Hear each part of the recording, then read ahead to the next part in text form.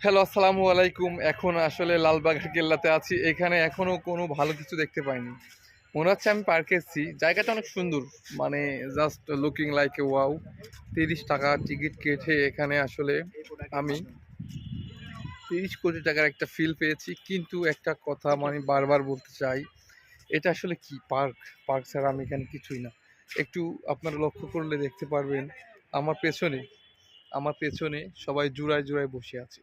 আসলে এটা কি মানে একটা সৌন্দর্য দেখতে এসে এখানে গোনা ছাড়া কিছুই হচ্ছে না।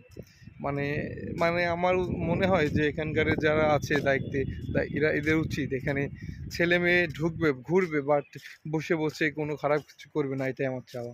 মানে বাংলাদেশের প্রাকৃতিক সৌন্দর্য মানুষ দেখে অনেক মুগ্ধ হয়। এত সুন্দর একটা দেশ মানে যা বলার মতো না। কিন্তু এখানে যদি পরকীয়া হয় বাইরের মানুষ দেখে কি বলবে? বলবে এখানে তো ফ্রি মিক্সিং হয়। এজন্য এখান থেকে আমরা সাবধানে থাকবো। আর আমি লালবাগের কেল্লার যারা আছেন দায়িত্বে এদেরকে দৃষ্টি আকর্ষণ করছি যেন কোনো খারাপ কিছু এখানে না হয়।